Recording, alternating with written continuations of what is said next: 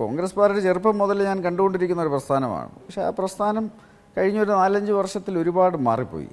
ഈ ശ്രീ രാഹുൽ ഗാന്ധി അതിനെ നയിക്കാൻ തുടങ്ങിയതിന് ശേഷം അതിന്ന് അദ്ദേഹവും അദ്ദേഹത്തിൻ്റെ ചുറ്റുമുള്ളൊരു കോട്ടറി, ഒരു ഉപജാക സംഘം മാത്രം നയിക്കുന്നൊരു പ്രസ്ഥാനമാണ്. താങ്കളുടെ പിതാവും ആ സംഘത്തിൽ ഉണ്ടായിരുന്നു. അദ്ദേഹം റിട്ടയർ ചെയ്ത് ഇദ്ദേഹത്തിന്റെ സംഘത്തിന്റെ ഭാഗമൊന്നും അല്ലായിരുന്നു. അദ്ദേഹം ഇന്ന് പാർലമെന്ററി രാഷ്ട്രീയത്തിൽ നിന്ന് തന്നെ വിരമിച്ച് അദ്ദേഹം ഇന്ന് ഇതിന്റെ ഒന്നും ഭാഗമല്ല.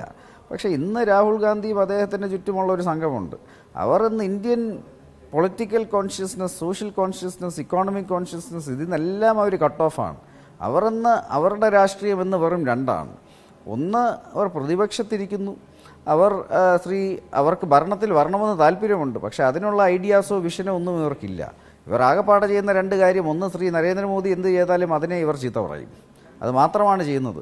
പിന്നെ അതിനെന്ത് വിപരീതമായി എന്താണോ അതിന് അവർ നിൽക്കും. ഓരോ രാഷ്ട്രീയ പാർട്ടിയും നിലനിൽക്കുന്നത്, ഓരോ രാഷ്ട്രീയക്കാരനും നിലനിൽക്കുന്നത് ജനങ്ങളെ സേവിക്കാനും രാഷ്ട്രത്തെ സേവിക്കാനുമാണ്. പക്ഷേ ഇന്നത്തെ ഈ കോൺഗ്രസ് പാർട്ടി അവർക്ക് രാഷ്ട്രത്തിനും ജനങ്ങളെക്കാൾ എല്ലാം അവർക്ക് ഇമ്പോർട്ടൻ്റ് ഇന്ന് ഒരു കുടുംബത്തിൻ്റെ വെൽഫെയർ മാത്രമാണ്. ആ കുടുംബത്തിൻ്റെ വെൽഫെയറിന് പറ്റിയ ആരൊക്കെയാണോ അവർ മാത്രമേ ഇന്ന് ശ്രീ രാഹുൽ ഗാന്ധിയുടെ ഉപജാക സംഘത്തിലുള്ളൂ. തുടർച്ചയായിട്ട് തെരഞ്ഞെടുപ്പുകളിൽ കോൺഗ്രസിന് പരാജയം സംഭവിച്ചിട്ടും ഇതെന്തുകൊണ്ടാണ് അദ്ദേഹത്തിന് മനസ്സിലാകാത്തത്? അത് കാരണമാണല്ലോ ഇന്ന് കോൺഗ്രസ് പാർട്ടിയിൽ നിന്ന് ഓരോരുത്തർ വിട്ടുപോയിക്കൊണ്ടിരിക്കുന്നത്. കാര്യം, അവരുടെ നേതൃത്വം എത്ര തോറ്റാലും അവർ പഠിക്കാൻ തയ്യാറല്ല. അവർ ഇന്നും മറ്റൊരു ലോകത്താണ്. ഇന്നും ഈ രാഹുൽ ഗാന്ധി എന്താണ് പറഞ്ഞുകൊണ്ട് നടക്കുന്നത്?